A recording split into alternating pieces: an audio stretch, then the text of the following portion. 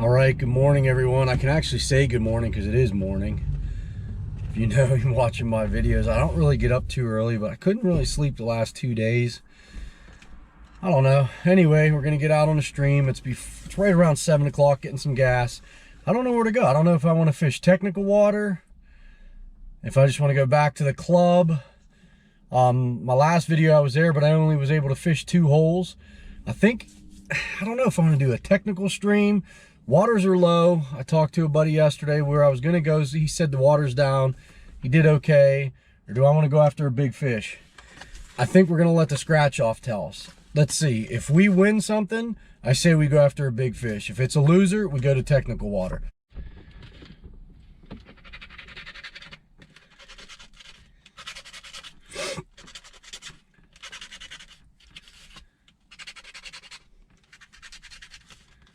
Well, that's not good.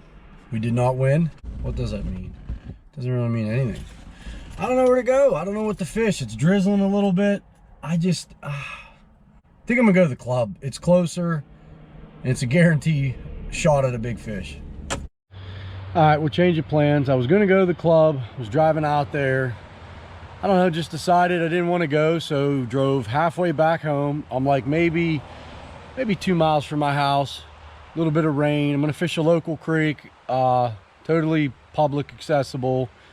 It's a lot smaller system here, so I'm gonna use my Euro rig, but I'm gonna use my other reel. It has just a little bit smaller diameter all through it. It starts with 8-pound mono and then goes down to about 1 foot of 8-pound amnesia cider line, and then I taper that to 6-pound umpqua cider line, which is material I don't use much just because the amnesia does so well and it costs like 1/5 of the price.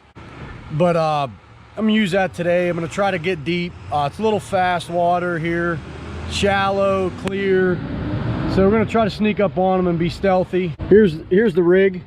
This is 8-pound mono. We got about, I don't know, about 25 feet of that. I don't know if you can see it real well. Into the amnesia, just to taper it into the umpqua. Then that umpqua runs about 18 inches, so my entire cider is probably 2.5 feet down to a tippet ring. And so I'll probably use tippet today. I generally run fluro, just regular fluro line, but like I said, it's pretty low and clear, fast water. We'll see how that goes, and we can change up if need be.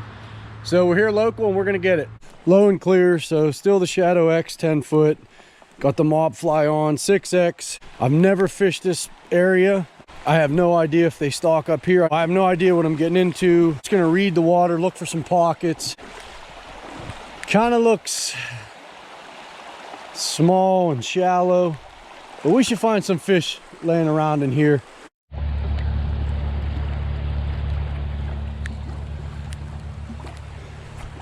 There's one.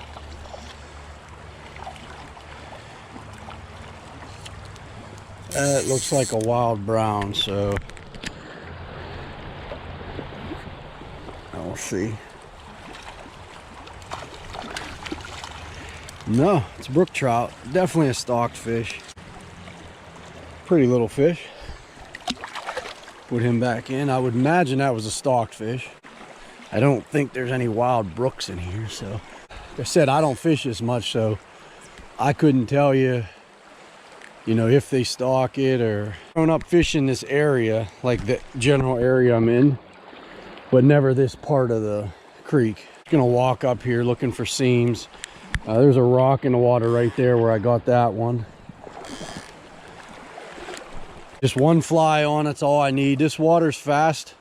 Not real fast, but it's shallow, so it's not hard to get down. So, and you're not flying by. You're hitting the bottom, staying in contact, and just achieving a more natural drift, which is way more, I mean, don't take us the wrong way, but a natural drift is a lot more important than what you're using. I mean, don't get me wrong. I mean, you kind of want to have, you know, definitely have a fly that they're used to seeing or a pattern that's in the water. But if you drift it perfect, you know, real natural, they'll grab it. I'm just throwing up, and I only have maybe 15 feet of line out. You don't have to fish this real far. And as it's coming to me, I'm just raising my rod a little bit to stay in contact with my fly so I don't have a lot of slack in the line. I could feel the bite, see the bite, whatever. I mean, you don't have to drag bottom, but you want to be close to it. There's one. That is, I believe, a rainbow. No, that is a wild brown there. Beautiful fish. So that's 2 in about 20 feet. You could use whatever you want because you're fishing close to yourself, so you could get away with the heavier line as far as your amnesia. But I just, you know, you could use I usually use 12-pound mono running line, and I taper that down to actually I use 12-pound amnesia also then for the cider, 4 to 6-pound fluoro, and that's it. But I knew this area was a little smaller water, so I wasn't sure what I was getting into, but I like to bring my smaller setup, lighter. It just allows you to drift a lot. You see how slow that's coming through? I mean, I'm hitting bottom pretty easy. Of all days to not have a raincoat, I didn't bring it. It's gonna walk up through here, picking apart these pockets, just allowing that nymph to sink down and just keeping tension on it. Let the water push it, don't pull it. There's, oh, he got off. That looked like another brownie to me. And I was checking there to see if the hook broke when I missed him. It didn't. Mike, I believe, or I can't remember, on YouTube, the last video I posted, I was complaining about my hooks breaking, and I believe his name was Mike. A gentleman left me a comment about maybe tightening my vise too much on the hook when I'm tying, which makes a lot of sense because I do tighten the shit out of it. And there's another one. So I appreciate that comment, Mike. If your name's Mike, if not, I'm sorry. There's another wild brown, and he got off also. Possibly tightening my hooks too hard, and when I'm tying them, just maybe putting a weak spot in them, and that's totally possible. So that's why I didn't want to mention the name of the company I got them from, because it could not even be their fault. So the last couple of flies I was tying, I didn't tighten the vise as much. Like, I didn't overkill. So we'll see if that has anything to do with it, and I appreciate the comment. Always looking, you know, for ways to better myself, and we're gonna see if that's what I was doing.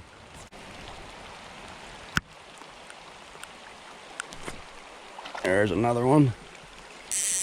That's 4 fish here in about 20 feet of river, and I don't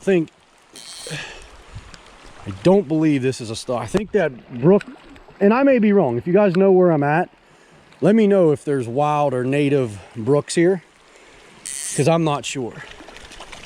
Because all the browns that I've hooked and landed are 100% wild so far. So I don't know if that brook was stocked or if he could possibly be wild also. Nice fish. There's another one. That might be a stocked. Nope. That is another brook trout. So I'd imagine this is stocked. I wouldn't think these are wild.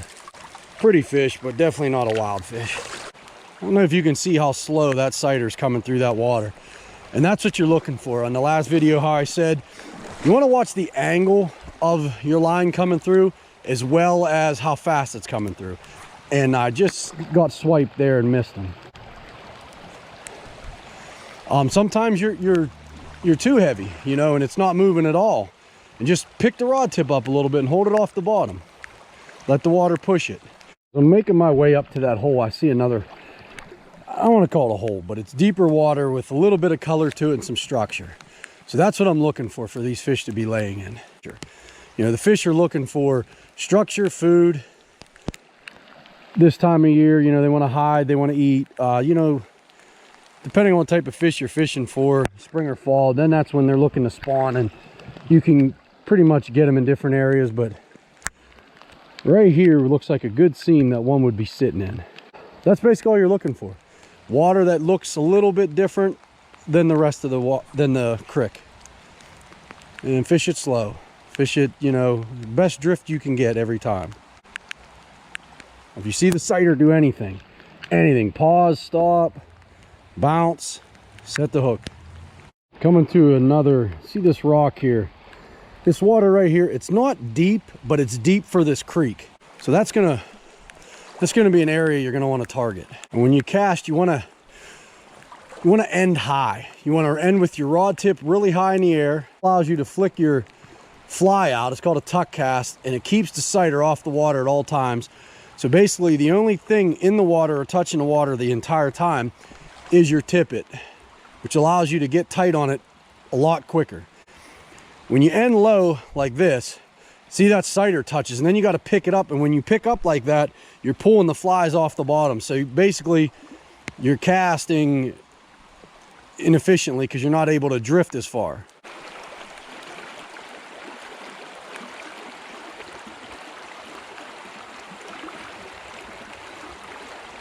Imagine there's something sitting in here.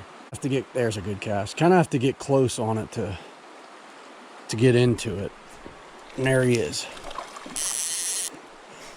Figured there should be one sitting in there. And that is wild brown. Beautiful little fish. And now the rain is really coming down. Man, there's got to be a fish in here. So we missed two right here. And we stuck that one. Could have been the same fish each time because I don't know that I stuck them. Knew there had to be one in here. Because that's whatever you got. I would imagine that's a stalker, huh? It doesn't matter. I just...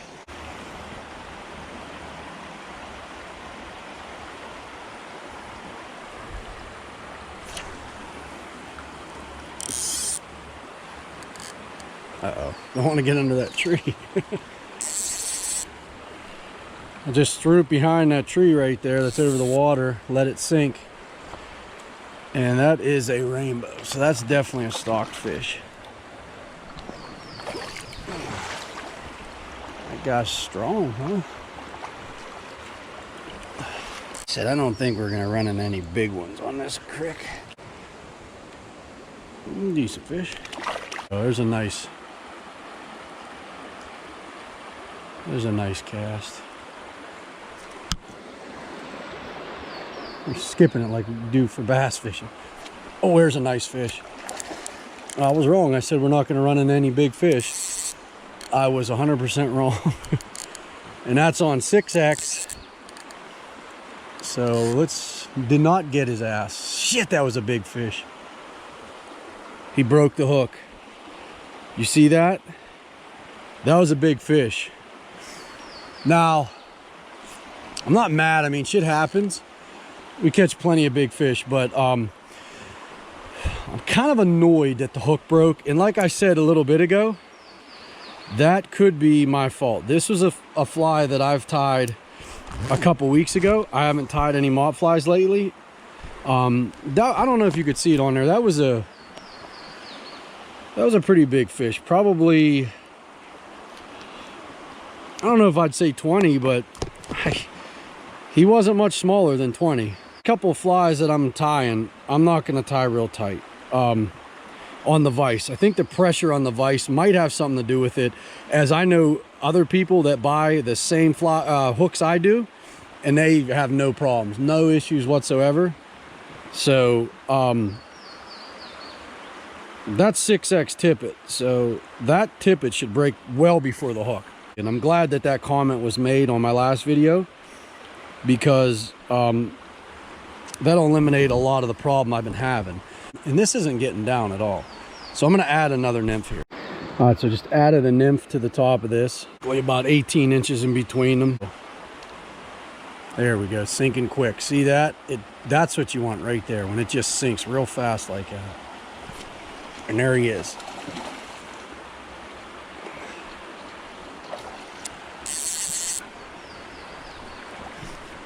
It's a decent sized fish. I can't tell. I'd give him 16, 17. Kind of spooked him out. Don't go that way. You don't want to do that.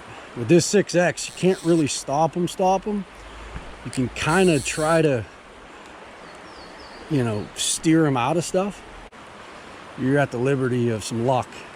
Especially because, I mean, don't get me wrong, I've landed some giants on that, but with that lay down right there, that poses a huge problem for me. If he gets under that, he's gone. Like I said, for this area, this is a nice fish. Too far over that way, just holding pressure, kind of letting him do his thing, steer him back around. Try to gain some line here.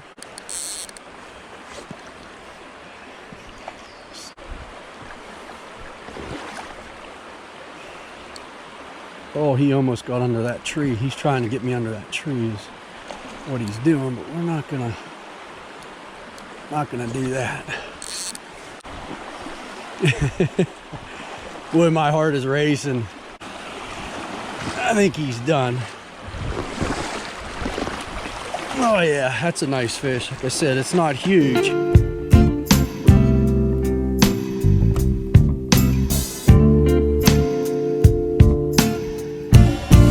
That really got my heart pumping. I've caught bigger fish. I've caught, you know, prettier fish, but that fish was awesome. Where I caught him at, the fight, I mean, I haven't wanted to catch like I haven't wanted to land. Like when I miss a fish, I mean, I'm not making excuses, but when I miss a fish, it is what it is. I wanted to land that fish. That took all I had. I don't know if you could see over there. There's all that lay down. He went underneath it, came around it. I mean, that was just an awesome fight, and my heart's racing. I mean, that's what you do it for. I'm fighting a fish like that. I'm totally zoned in. There's nothing that can bother me, and boy, that's what I do it for. I just, at my age of 42 this year, that just doesn't get old. It's a stalker, I know, but it just, you know, that was one of the best fights I've had lately. After I added that second nymph, we were getting down where I wanted. So now we're gonna get down deeper to where them fish might just be laying, not all just.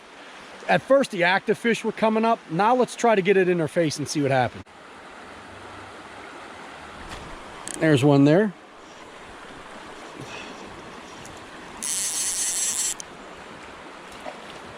Neato. You can get into some fish. So it popped right out of his mouth there, that mop fly. But now we're getting down into the fish. And that's all.